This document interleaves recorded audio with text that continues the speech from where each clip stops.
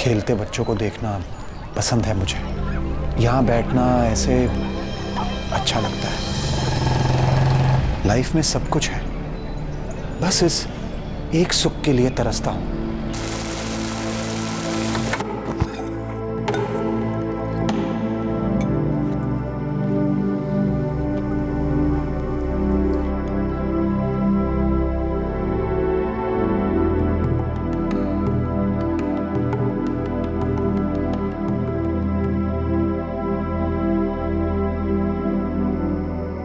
Miss करता हूं उन्हें बहुत। अजी, डिनर तो कब का रेडी है, लेकिन ये इंजन ड्राइवर राहुल साहब ट्रेन रोकने को ही तैयार नहीं है। आपने खा लिया? बस चल रहा है। क्या बनाया है? वही यूजुअल नूडल्स। कितनी बार कहा है आपसे, अगर खुद बनाने का मन नहीं करता तो कोई टिफिन सर्विस कर लो या बावर्ची तो रख लो। ये रोज रोज का नूडल्स वगैरह ठीक नहीं है। ये रोज रोज का अकेलापन उससे भी ज्यादा ठीक नहीं है निशा। विनय, हम फिर उसी बात पर अटक रहे हैं। आप जानते तो हैं मुझे पटना रास नहीं आता। आप रांची ट्रांसफर ले लो ना। बैंक जॉब से ट्रांसफर मिलना नूडल्स थोड़ी ना है कि 2 मिनट में हो जाए। तुम जानती हो हमें हमारी मर्जी से ट्रांसफर नहीं मिलता। आप भी तो जानते हैं अब पहले जैसा तो है नहीं कि हम दोनों ही थे, 2 बैग्स बांधी और हर पोस्टिंग्स पर साथ साथ जाते। सुनो, कल पार्क में बैठा था, बच्चों को खेलते देख रहा था। नए टाइप का टॉय हेलीकॉप्टर आया है, रिमोट वाला। अपना राहुल देखेगा तो बिल्कुल क्रेजी हो जाएगा। उसके लिए खरीद देना। ओके? हर महीने कोई ना कोई कीमती खिलौना खरीद के रख देते हो आप। बिगाड़ के रख दोगे इससे, मैं कह देती हूँ। नहीं बाबा, ये बस मेरी खुशी के लिए। ले देना। ओके? अच्छी बात है।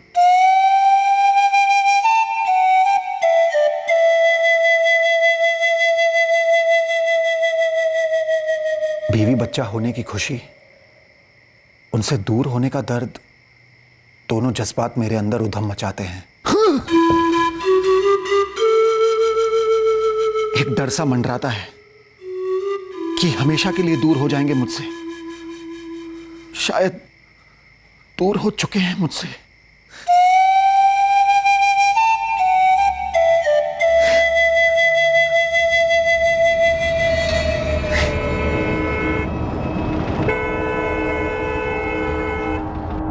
सर, मैं कल भी गया था उनके घर पर। डोरबेल बजाई, दरवाजा खटखटाया और आवाज भी लगाई, कोई रिस्पांस नहीं मिला। और पड़ोसी? सभी से पूछा, किसी को नहीं पता निशा भाभी और राहुल कहाँ हैं। नहीं जी, मुझे तो कुछ कहा नहीं निशा ने, ये कहीं बाहर जा रही हैं। कल सुबह तक तो मैंने दोनों को देखा था। मैं 15 मिनट से कोशिश कर रहा हूँ, कोई रिस्पॉन्स ही नहीं है अंदर से। फोन किया आपने? फोन तो कल से स्विच ऑफ है, तभी तो उनके पति विनय ने मुझे यहाँ भेजा पता करने के लिए। अभिषेक, निशा का फोन पिछले 2 दिनों से स्विच ऑफ आ रहा है। परसों से ट्राई कर रहा हूं मैं। विनय, मैं अभी भी तुम्हारे घर के बाहर ही खड़ा हूँ, अंदर से कोई रिस्पॉन्स ही नहीं है। भाभी कहीं अपने मायके या फिर तुम्हारे पेरेंट्स के घर तो नहीं गई? नहीं, वो दोनों जगह नहीं गई है, मैंने चेक किया है। और अगर जाती भी तो मुझे इन्फॉर्म करके जाती ना। और अपना फोन क्यों बंद रखती वो? तो फिर पुलिस? और सीधे सीधे मैं आपके पास चला आया सर। और ये विनय पांडे कहाँ, पटना में रहते हैं? 1 साल से पटना में ही है, ब्रांच मैनेजर है। इसके पहले उनकी पोस्टिंग यही रांची में थी। निशा भाभी और राहुल यहीं रहते हैं और विनय अकेले पटना में रहते हैं।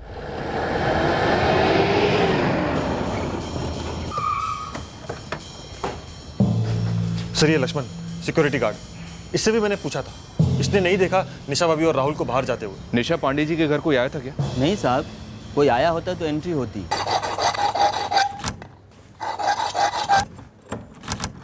विनय, पुलिस ने भी बेल बजाई, कोई रिस्पांस नहीं है। अब पुलिस दरवाजा खुलवा रही है। अभिषेक, मैं अभी के अभी पटना से निकल रहा हूं, मुझे बहुत डर लग रहा है।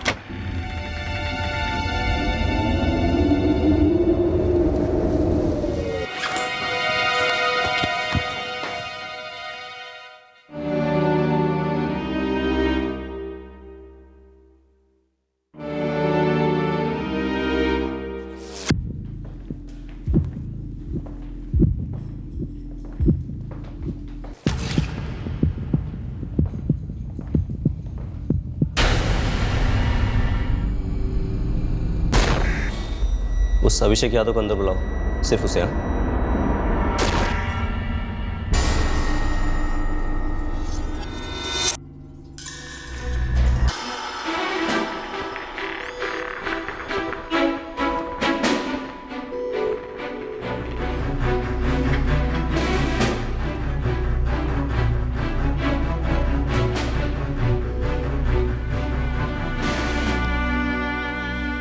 मुझे अंदर क्यों नहीं जाने दे रहे हैं ये लोग? विनय, निशा भाभी और राहुल की बॉडीज पोस्टमार्टम के लिए गई है। पुलिस किसी को भी अंदर नहीं जाने दे रही। तुम्हें पुलिस स्टेशन चलना होगा। अभिषेक, तूने खुद ने देखा निशा और राहुल को? क्या सच में निशा और राहुल नहीं रहे?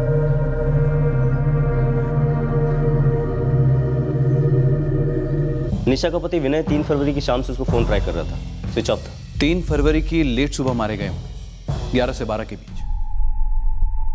विनय जी को बॉडी आइडेंटिफाई करनी होगी, प्रोसीजर है। विनय इस वक्त सदमे में है, किसी भी बात पर रिएक्ट नहीं कर रहा है। पर मर्डर्स को 48 घंटे से ऊपर हो चुके हैं। देखिए, हमें कातिलों तक पहुंचना है और विनय जी से कई सवाल भी करने हैं। लेकिन विनय तो 1 साल से पटना में रह रहा है। जब ये हुआ वो तो पटना में था। घर में किसी भी तरह के फोर्स एंट्री के निशान नहीं है। 2 ग्लासेस मिले हैं क्राइम सीन पर। मतलब जाहिर है कि जो कोई भी था या थे वो जान पहचान के थे।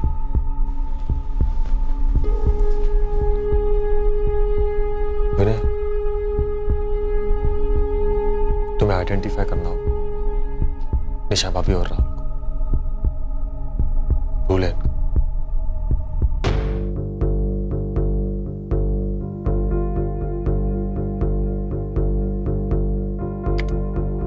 सर, ये जो साइन कर रहा है ये है श्याम गुप्ता,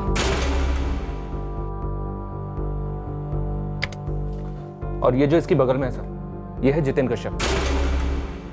ये दोनों इंटीरियर का काम करते हैं सर। निशा पांडे के फ्लैट के ठीक नीचे वाले फ्लैट में ये दोनों काम कर रहे थे, विकास पाठक के घर। ये दोनों? ये तो मेरे घर का इंटीरियर कर रहे हैं। ये है श्याम गुप्ता और ये है जितेन कश्यप। साहब, ये दोनों रोज आते हैं। और ये दोनों? नहीं सर, इन दोनों को तो मैं नहीं जानता हूँ। साहब, मुझे लगा ये दोनों इन दोनों के साथ आए हैं। मतलब तुम इन दोनों को नहीं जानते? मैंने उनसे पूछा नहीं साहब। सर, बिल्डिंग के हर फ्लैट में जाकर दोनों के सीसीटीवी ग्रैब्स दिखाए, लेकिन किसी को भी नहीं पता कि ये दोनों कौन थे। बिल्डिंग में अगर दाखिल हुए हैं तो बाहर भी जरूर निकले होंगे। राइट सर, तकरीबन 11:30 बजे। 1 मिनट, देखो इन दोनों की शर्ट्स चेंज हुई हैं। बिल्डिंग के अंदर दाखिल होते वक्त ये वाली शर्ट्स नहीं थी, कोई दूसरी शर्ट थी अभी भी, लेकिन इनका हुलिया मजदूरों जैसा ही है। हाथ में वैसे ही झोला भी है। सिक्योरिटी गार्ड लक्ष्मण की नजर से मिस हो गया सर। नहीं तो साहब, हम तो नहीं जानते तक नहीं।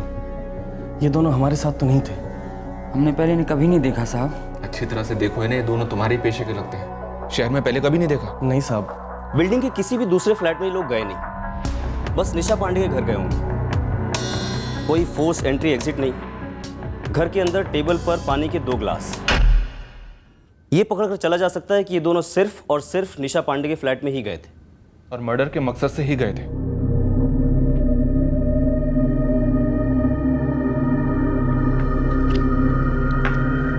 मुझे नहीं मालूम सर। आपकी बिल्डिंग में किसी को नहीं मालूम कि ये दोनों कौन है? उस दिन आपकी वाइफ का मोबाइल स्विच ऑफ होने से पहले उन्होंने ना तो किसी को कॉल किया और ना ही उन्हें किसी का कॉल आया। ऐसा लगता नहीं है कि उन्होंने किसी को बुलाया था।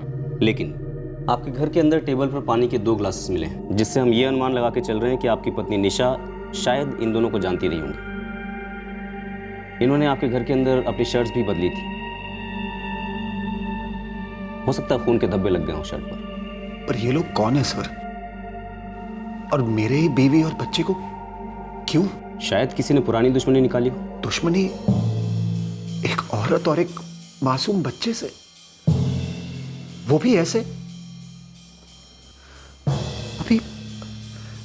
अभी 2 तारीख को ही तो बात हुई थी। जी, आप कह रहे थे 2 तारीख को बात हुई थी, फिर? सब ठीक ठाक था। राहुल अपने नए टॉय हेलीकॉप्टर से खेल रहा था। मैंने निशा से कहा कि मेरी लीव सैंक्शन हो गई है, 14 से 18 घर आ रहा हूं मैं,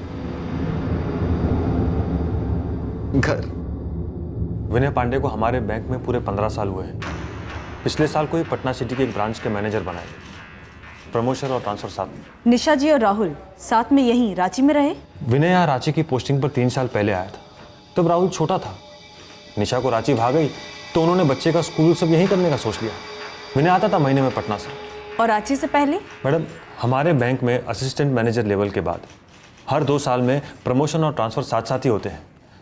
विनय काफ़ी तरक्की कर रहा है, उसके ट्रांसफर भी कई जगह हुए, बोकारो, धनबाद और भुवनेश्वर भी 2011 से 2012, जब राहुल पैदा हुआ था। राहुल भुवनेश्वर में पैदा हुआ था, लेकिन निशा जी और विनय जी ये तो बोकारो के रहने वाले हैं ना, तो निशा जी बोकारो अपने मायके क्यों नहीं गई डिलीवरी के लिए? क्यों नहीं गई ये मैं कैसे बता सकता हूँ, आप विनय से ही पूछ लीजिए। देखो साहब, आप ना इस सीसीटीवी की पहले के दिनों की फुटेज भी निकलवाओ। ये बंदे मजदूर लगते हैं, हो सकता है पहले भी कभी आए हों। अबे ओ सोमेश, अब क्या तू हमें हमारा काम सिखाएगा? पिछले 3 महीने के सारी फुटेज चेक किए, उसमें नहीं थे ये दोनों। तो कोई नहीं साहब, मैं घुमाता हूँ ये फोटो अपने खबरों के मजदूरों में।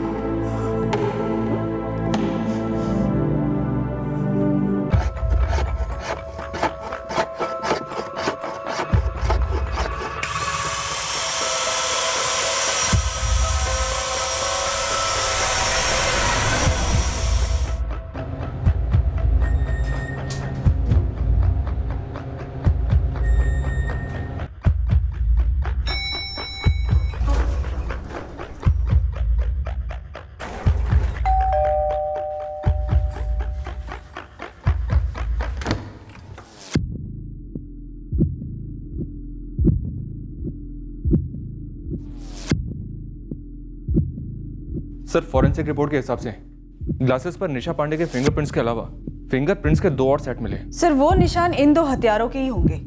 लेकिन ये दोनों पांडे परिवार से किस तरह कनेक्टेड हैं, इस बारे में हमारे पास कोई जानकारी नहीं। एक बात तय है कि निशा पांडे इन दोनों को जानती ज़रूर थी। पत्नी और बच्चा रांची में रहते थे, पति पटना में। दोनों में से किसी का भी अफेयर्स हो सकते हैं। वाइफ निशा के कॉल रिकॉर्ड से ऐसा कुछ मिला तो नहीं है सर। बाकी विनय के बैंकर दोस्त अभिषेक के कॉल रिकॉर्ड्स मंगवाए मैंने। इस विनय पांडे के फ़ोन रिकॉर्ड्स खंगालो, इनसाइड जॉब की पॉसिबिलिटी भी हो सकती है। सर एक बात खटक रही है, निशा और विनय की शादी 14 साल पहले हुई थी, पर उनका पहला बेटा राहुल 5 साल पहले पैदा हुआ था। हाँ, तो करियर के चक्कर में फैमिली प्लानिंग लेट क्यों?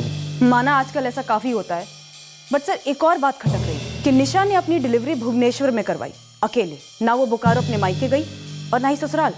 सर ऐसा तो काफ़ी कम ही होता है। शालिनी, तुम्हें इस बच्चे में कोई एंगल नजर आ रहा है? सर एंगल का तो नहीं पता, पर एक फीलिंग है, धुंधली सी। तो फिर इस धुंध को हटाओ, टटोलो, पूरी जानकारी निकालो इस कपल की और इस बच्चे की। अम्मा, एक खुशखबरी है, मतलब सबसे बड़ी खुशखबरी। अम्मा, निशा प्रेग्नेंट है। भगवान के घर देर है अंधेर नहीं। ये तो वाकई सबसे बड़ी खुशी की बात है। तू बस आज के आज निशा को लेके बोकारो आ जा। अरे अम्मा, ऐसे कैसे? मैं कह देती हूँ, तेरी एक ना सुनूंगी मैं। यहाँ मैं और निशा की माँ दोनों मिलकर माँ और बच्चे का ऐसा ध्यान रखेंगे कि सब याद रखेंगे। नहीं नहीं निशा, ना अब हम तुम्हारी कोई बात सुनेंगे और ना ही जमाई बाबू की। तुम आ रही हो मतलब आ रही हो। लेकिन माँ, डॉक्टर ने सफर करने से मना किया है ना। ये तुमने सही नहीं किया निशा। 5 महीने बाद हमें बता रहे हो बेटा। आपको तो पता है ना माँ, कॉम्प्लिकेशंस पहले से ही थी। जब डॉक्टर ने कहा कि आप बता सकते हैं तो सबसे पहले आप ही को बताया है। चलो कोई बात नहीं। देखो बेटा, अब तुम फ्लाइट करो, कुछ भी करो, लेकिन आना तो तुम्हें पड़ेगा ही।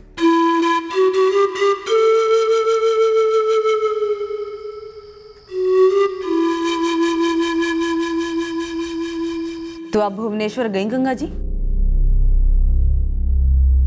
दरअसल वो दोनों ही मना करते रहे, कह रहे थे सब इंतजाम है, पानी की जरूरत नहीं है। राहुल अचानक से 1 महीना पहले ही आ गया और हम लोग जाएं ना जाएं बस इसी में ही लगे हुए थे। और फिर डिलीवरी के बाद हम तुरंत उसके पास गए। हम सब कितने खुश थे, पोता हुआ था हमारा। पूरे 9 साल क्या क्या नहीं सहा, क्या क्या नहीं किया उन्होंने। कितने डॉक्टर्स, कितनी दवाइयाँ, कितनी दुआएं, मन्नतें, व्रत, उपवास। जब हम भुवनेश्वर गए थे ना, कितनी खुशी थी मेरे बेटे और बहू के चेहरे पर। और अब ये। सर, विनय के उस बैंकर दोस्त अभिषेक के कॉल रिकॉर्ड्स तो क्लीन निकले। उन दोनों हथियारों के फोटो दिखाए उसे? यस सर, मैंने दिखाए।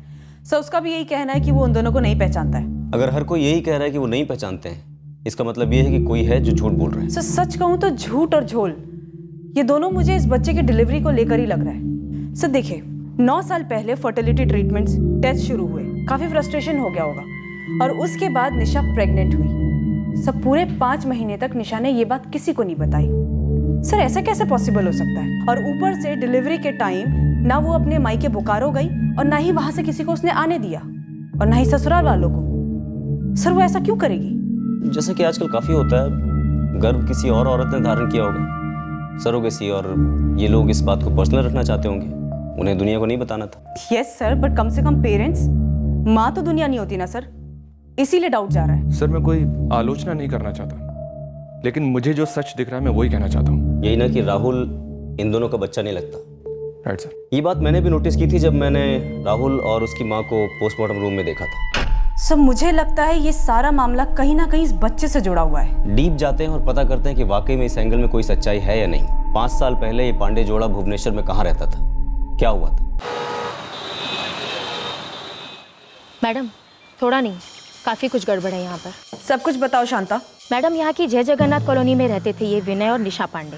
2011 और 12 में मैं पड़ोसियों से मिली, घुमा फिराकर 4-5 औरतों से बातचीत भी की। और मैडम ये कि हमारे पास शक करने जैसा काफ़ी कुछ है। बच्चे के बारे में? हाँ मैडम, पड़ोस की किसी भी औरत ने निशा को पूरी प्रेगनेंसी के दौरान घर से बाहर आते जाते नहीं देखा। मैंने मैटरनिटी होम चेक करने के लिए बोला था, वो किया? हाउसिंग कॉलोनी के आसपास 15 छोटे बड़े प्राइवेट क्लिनिक और नर्सिंग होम गई थी, कुछ नहीं मिला मैम। शांता और ढूंढो। भुवनेश्वर बड़ा शहर है, यहाँ कई हॉस्पिटल और मैटरनिटी होम्स हैं, लेकिन म्युनिसिपल कॉर्पोरेशन तो एक ही है जहाँ सारे जन्म और मौत के रिकॉर्ड होते हैं। लेकिन मैडम 2011 से 2012 के बीच यहाँ पर किसी भी विनय पांडे और निशा पांडे के बच्चे का रिकॉर्ड नहीं मिला। तो फिर ये बच्चा आया कहाँ से? खबर मिली है कि इनके घर पे एक नौकरानी काम करती थी, रुक्मणी नाम की।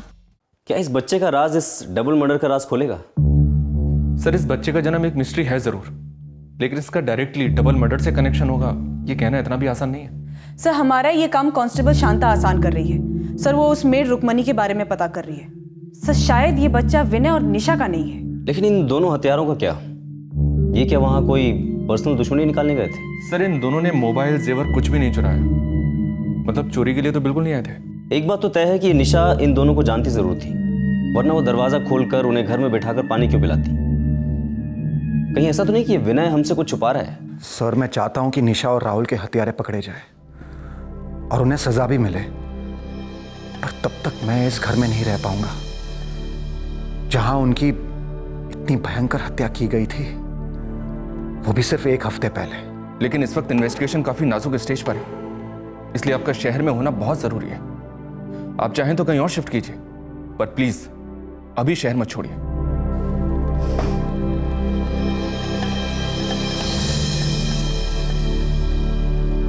पुलिस कह रही है उन दोनों के लिए दरवाजा खोला गया, उनको पानी दिया गया, उन्होंने पिया और फिर मार डाला हमारी बहू को और राहुल को। पुलिस ने यह बात मुझसे भी कही है, कई बार कही है। अब आप मुझे ये बात क्यों कह रही है माँ? पर निशा उन दोनों को कैसे जानती थी? मुझे क्या मालूम, मैं तो 1 साल से पटना में हूं। मजदूर लगते हैं दोनों, किसी काम से बुलाया होगा पहले कभी, फिर उस दिन भी दोबारा शायद किसी काम से ही बुलाया होगा, और क्या।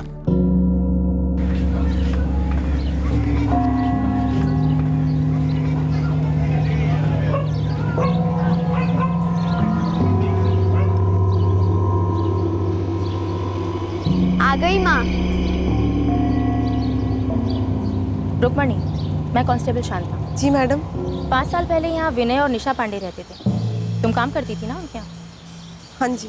2 साल थे वो यहाँ, तुम पूरे 2 साल थी उनके साथ? जी। निशा पेट से थी और यहीं भुवनेश्वर में उसने अपने बच्चे को जन्म दिया? जी मैडम, राहुल नाम रखा था उस बच्चे का, बड़ा प्यारा बच्चा है। लेकिन बात क्या है? निशा पांडे और बच्चे राहुल दोनों का कत्ल हो गया है रांची।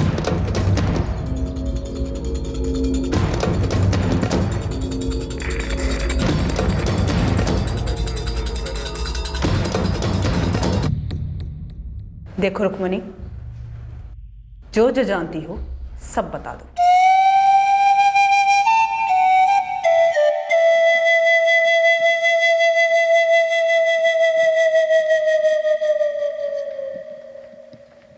विनय जी, क्या आप राहुल के पिता हैं? ये कैसा बेहुदा सवाल है? सवाल सीधा है, ये केस बेहुदा है। दोबारा पूछ रहा हूं, क्या राहुल आपका और निशा जी का बेटा था? उन 2 सालों में भुवनेश्वर के किसी भी हॉस्पिटल में या म्युनिसिपैलिटी के रिकॉर्ड में ये सबूत नहीं है कि निशा और विनय का कोई बच्चा हुआ था। लेकिन एक लोकल डॉक्टर नीलोश्री जैना, अमूल्य चौक की डॉक्टर नीलोश्री जैना से हमें सबूत मिलते हैं कि उस दौरान तुम प्रेग्नेंट थी, रुक्मणी साहू, और तुम जो दावा करती आई हो कि उस प्रेगनेंसी का जो बच्चा था वो मर गया, उसका भी कोई सबूत नहीं है।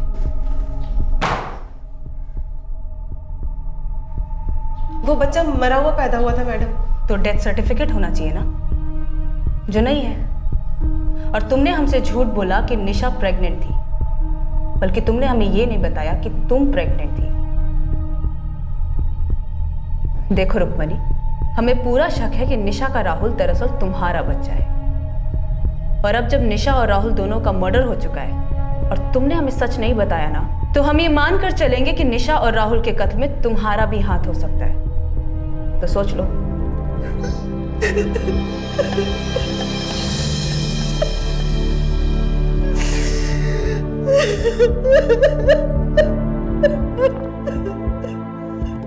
क्या ताल्लुक है इस बात का इन मर्डर से?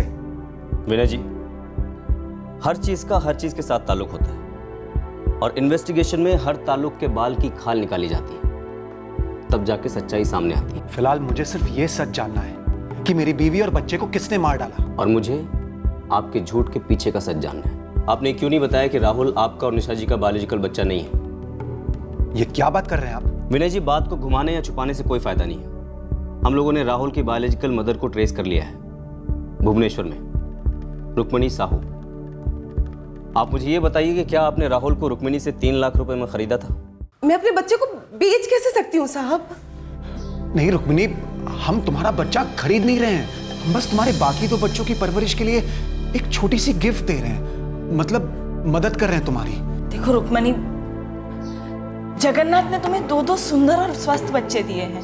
तुमने तो देखा है हमने क्या क्या नहीं किया बच्चे के सुख के लिए। लेकिन अब डॉक्टर्स ने भी जवाब दे दिया है, मेरी कोख में बच्चा ठहर ही नहीं सकता।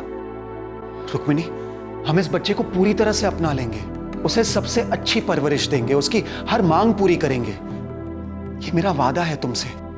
प्लीज एक बार इसके बारे में सोचो।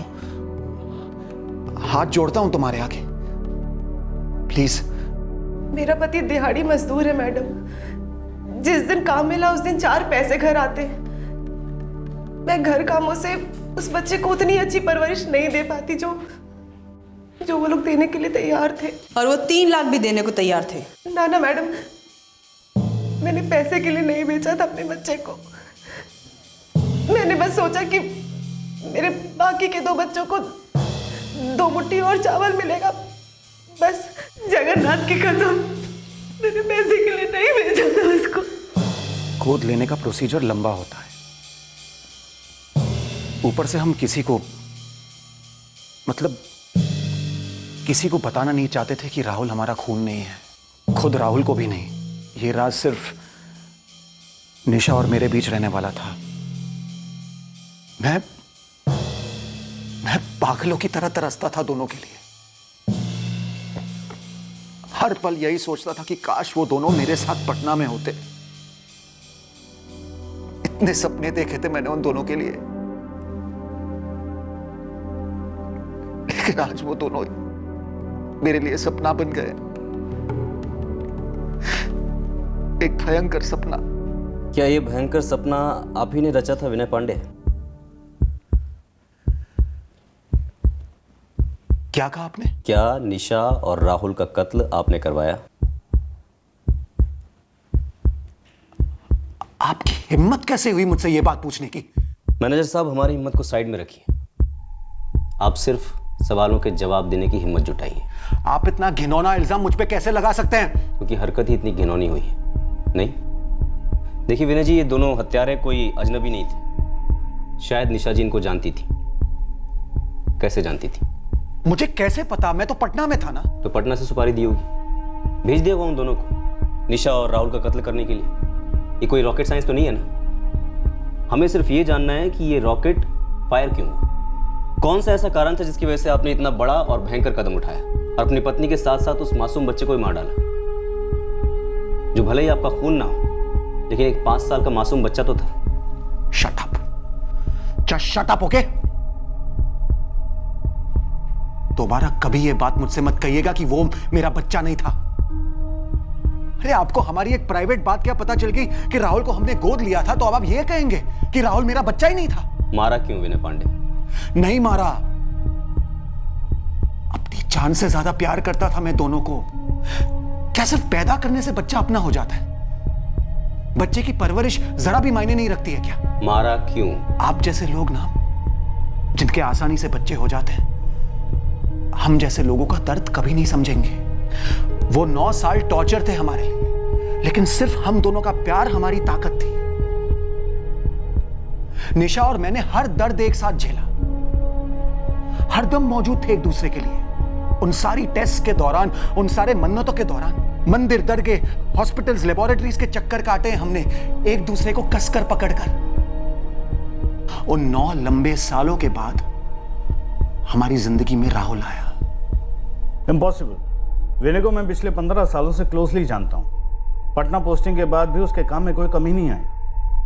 हाँ, लेकिन विनय को अपने परिवार की कमी खाई जा रही थी। सर ये कैसा सवाल है? वो दोनों राहुल पर जान छिड़कते थे और अभी आप लोगों से पता चल रहा है कि वो उनका अपना खून नहीं था। पर फ्रैंकली सर, ये मैटर कैसे करता है? मानसिक हालत। हेलो सर, विनय पांडे एक सीनियर बैंक ऑफिसर है। विनय जब हर महीने 2-4 दिनों के लिए आया करता था, तो क्या उसके और निशा के बीच कोई झगड़ा होता था? अगर आपके कहने का मतलब है कि जोर जोर से चिल्लाना, मारपीट वगैरह, तो मेरा आंसर है नो। निशा अकेलापन तो महसूस करती थी, पर वो हर लॉन्ग डिस्टेंस जोड़ा करता ही है ना सर। लेकिन निशा ने आपके साथ कभी कुछ शेयर किया अपनी शादी की किसी प्रॉब्लम के बारे में?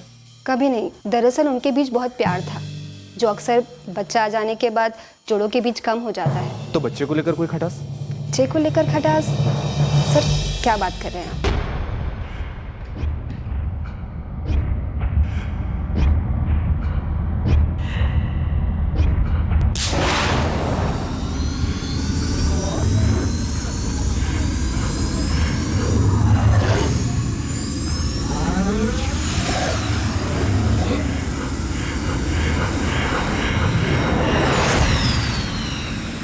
सर इन दोनों पर अभी तक खबरियों से कोई भी इनपुट नहीं आया है। और सर ये दोनों हिस्ट्री शीटर भी नहीं है। लेकिन ये दोनों निशा पांडे को जानते थे और डेफिनेटली विनय भी इन दोनों को जानता है, बस हमसे झूठ बोल रहे हैं। लेकिन सर विनय के बैकग्राउंड चेक में एक भी आदमी ने ना तो विनय के बारे में ना ही उसकी शादी के बारे में कुछ भी नेगेटिव बोला है।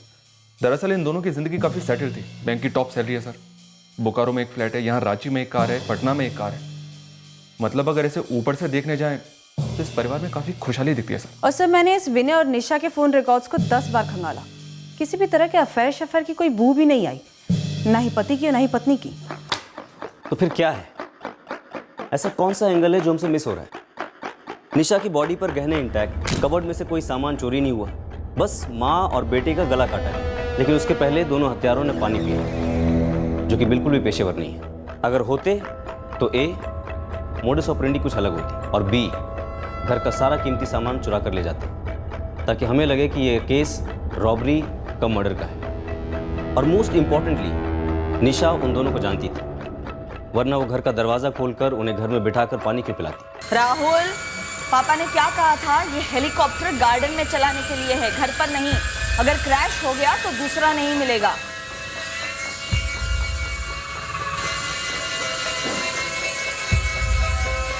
बेटा राहुल बंद करो ना, मम्मी बात नहीं कर पा रही है। मम्मी बस लास्ट राउंड।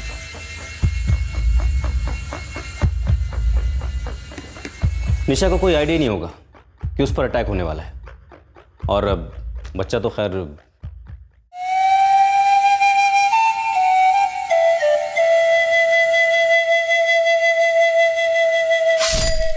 शायद ये दोनों खास निशा और बच्चे को मारने आए थे सर, मतलब भेजे गए थे।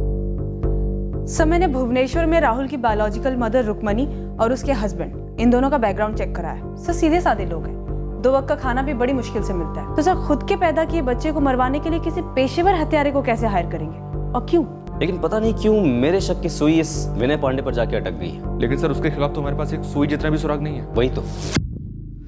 बंदा सीनियर बैंक मैनेजर है, तगड़ा दिमाग है। बहुत ही कैलकुलेटेड तरीके से इस विनय पांडे ने सारे सुराग और सबूत कवर अप किए हैं। बस ये पता चल जाए कि क्यों मार डाला इसने अपनी बीवी और बच्चे को। मुझे इस बात का पूरा यकीन है कि हमारा मुजरिम विनय पांडे ही है।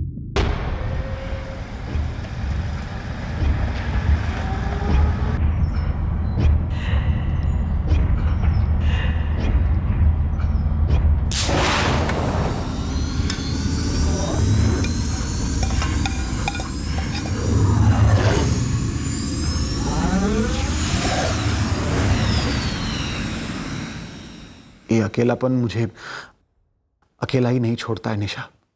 दिन तो जैसे वैसे काम में कट जाता है, लेकिन शाम होते ही कुरेदने लगता है मुझे, और रातों को मेरा गला घोंटता है। कुछ भी खाना गले के नीचे उतरता ही नहीं है। जिंदा रहने के लिए नूडल्स बना लेता हूँ। जरा दूर का सोचो, यहाँ रांची में राहुल के लिए सब कुछ सही है, स्कूल, उसके दोस्त, हमारा मोहल्ला। लेकिन हमारा क्या? हमारा क्या विनय? हमने 9 साल हर 1 मिनट साथ गुजारा है। काश वो वक्त वापस आता जब तुम मेरे लिए भी वक्त निकालती थी। अब हम पेरेंट्स हो गए हैं, हमारे रोल्स चेंज हो गए हैं। ये पेरेंट्स होते ही एक कपल के बीच सब कुछ क्यों खत्म हो जाता है? आपसे किसने कह दिया कि हमारे बीच कुछ नहीं रहा? ये हमारा प्यार ही तो है जो हम राहुल में इन्वेस्ट कर रहे हैं। मुझे लगता है कि हमने गलत इन्वेस्टमेंट की है। क्या? लगता है इस बच्चे ने हम दोनों को दूर कर दिया है। राहुल ना होता तो तुम मेरे पास होती। विनय, राहुल नहीं आता अगर जिंदगी में, तो वो दुख और वो दर्द हमारे प्यार पर हावी हो जाता एक दिन। सच तो यह है कि तुम राहुल में इतना खो चुकी हो कि तुम्हें याद नहीं आता हम पहले एक साथ कितना वक्त बिताते थे। ऊपर से मैं इतना कमा रहा हूँ, इन्वेस्ट कर रहा हूँ, पर जिंदगी से 0 रिटर्न आ रहा है। नेगेटिव में जा रहा है सब कुछ। नेगेटिव आपकी सोच होती जा रही है। विनय, आप ये क्यों नहीं सोचते कि आप जो कमा रहे हैं, जो इन्वेस्ट कर रहे हैं, वो सब हमारे लिए ही है ना? खुद के लिए, मेरे लिए, राहुल के लिए है, जो हमारा है ही नहीं। हेलो विनय, आपको ऐसा नहीं कहना चाहिए था। क्यों? ना बोलने से सच बदलेगा क्या? ना बोलने से मेरा अकेलापन, मेरा दर्द कम होगा क्या? विनय, हम जो सोचते हैं वही कहते हैं, जो कहते हैं वही करते हैं, और जो करते हैं वो हम हो जाते हैं। और इस वक्त मुझे आपकी सोच में स्वार्थ नजर आ रहा है। इतने सेल्फिश कब से हो गए आप? विनय प्लीज, आप इस तरह मुझ पर प्रेशर मत डाला कीजिए। और ये अकेलापन मुझ पर जो प्रेशर डाल रहा है उसका क्या? टैकल करिए उसे, अपने आप को बिजी रखना सीखिए। लेकिन मैं पटना नहीं आ रही हूँ। क्योंकि मैं पटना में हूँ? क्योंकि बहुत जल्द आप पटना में नहीं रहोगे विनय। हर 2 साल में आप अलग अलग शहरों में रहते हो। राहुल की स्टेबिलिटी सबसे इंपॉर्टेंट है इस वक्त। राहुल का सब कुछ इंपॉर्टेंट था, है और रहेगा। मैं तो हुई नहीं ना। राहुल के साथ कंपटीशन कर रहे हैं आप, अपने ही बेटे के साथ। क्या हो गया है आपको? मुझे नहीं पता क्या हो गया है मुझे, पर मुझे पता है तुम्हें क्या हो गया है। तुम एक दोस्त, एक प्रेमी, एक पत्नी थी कभी, अब सिर्फ मां हो, वो भी ऐसे बच्चे की जो।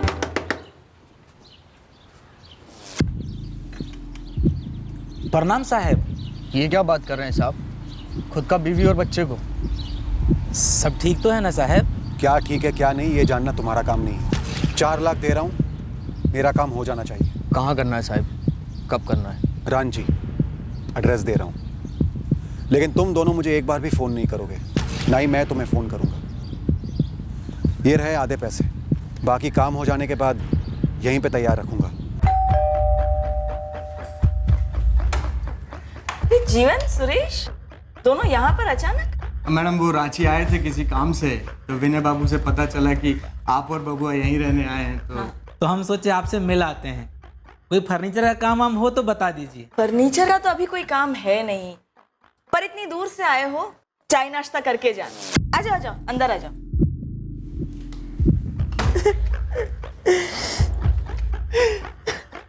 तेरा तो दरवाजा खुला छोड़ा था तुमने।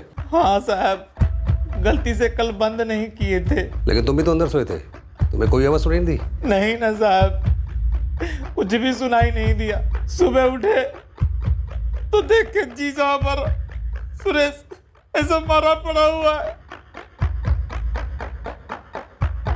सर, 4 डंडों में सब कुछ उगल दिया उस जीवन ने। उसने मर्डर किया अपने जीजा सुरेश का।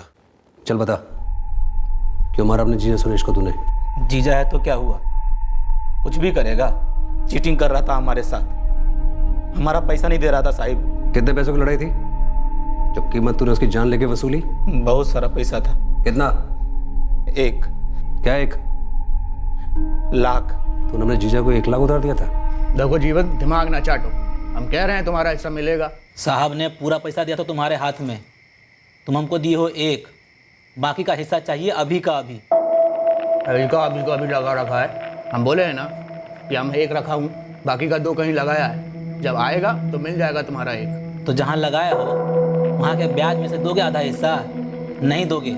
जीजा तुम 4 क्लास पढ़े हो तो हम भी 2 क्लास पढ़े हैं, बुर्बक नहीं है हम। बतिया तो बुड़बक की तरह ही रहे हो। जब हम बोल रहे हैं मिल जाएगा पैसा तो फिर काहे कुत्ते की तरह भौंक रहे हो? 3 हफ्ता हो गया है, अभी सिर्फ भौं कर रहे हैं, नहीं तो काट लेंगे। ये धमकी बमकी है ना किसी और को देना, भरोसा नहीं है हम पर। रत्ती भर भी नहीं है। तो फिर बैठो चुपचाप। हमको मालूम था वो हमारा पैसा नहीं देगा, चालाकी करेगा हमारे साथ। ऐसा गुस्सा आया कि रात में हथौड़ा उठाए और माथा पड़ती है बस। ऐसा कौन सा फर्नीचर बनाया तूने जो किसी साहब ने तेरे को 4 लाख मजदूरी दी? बोल बोल। पीयूष नगर थाना बोकारो से सब इंस्पेक्टर उदय ठाकुर बोल रहा हूँ सर। हाँ उदय बोलो। सर आपका एक डबल मर्डर केस है, निशा पांडे और उसका बेटा राहुल पांडे। हाँ वो डेड एंड पर है, अभी कोई लीड नहीं मिली हमें। तुम्हें कोई लीड मिली? सर आपको लीड नहीं, कातिल दे रहे हैं। कौन है? सर ये बोकारो के 2 मिस्त्री हैं, जीवन प्रसाद और उसका जीजा सुरेश झा। इन्हें 4 लाख की सुपारी दी थी निशा के हस्बैंड विनय पांडे ने। मतलब हमारा शक सही निकला।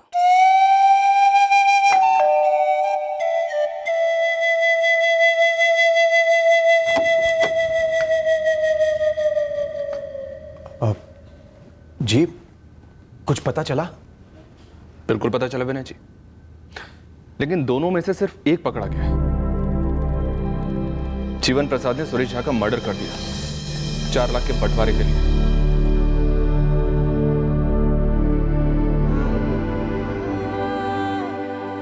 आपकी और निशा दीदी की दलीलें सुन के दिल मेरा पिघल गया था। कलेजे पे पत्थर रख के मैंने अपना बच्चा आपको दिया था। आपने क्या किया? आपकी सोने की थाली से बेहतर तो मेरे हाथ के 2 निवाले होते। बच्चा मेरा जिंदा तो होता।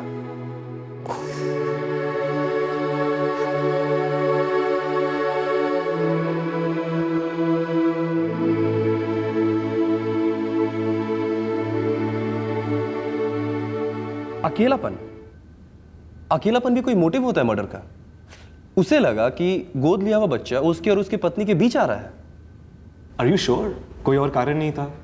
इस विनय पांडे का कोई अफेयर, कोई दूसरी औरत? नो, कोई अफेयर नहीं था, कोई दूसरा कारण नहीं था। कत्ल प्लान करते वक्त तो ये आदमी डिप्रेशन और अकेलेपन का शिकार था, लेकिन पकड़े जाने के बाद उसे अपने किए पर पछतावा था। क्रिमिनल दिमाग भले ही प्लानिंग अद्भुत करता हो, लेकिन जुर्म के इमोशनल नतीजों के बारे में वो सोचता नहीं, या फिर शायद सोचने की ताकत ही खो देता है। अब इस विनय पांडे को ही ले लीजिए, लगभग परफेक्ट क्राइम कर गया था बंदा, लेकिन जिस अकेलेपन को दूर करने के लिए उसने एक नहीं बल्कि 2 मर्डर्स किए, क्या वो दूर हुआ? नहीं। क्या पछतावे से वो कभी कम होगा? कभी नहीं।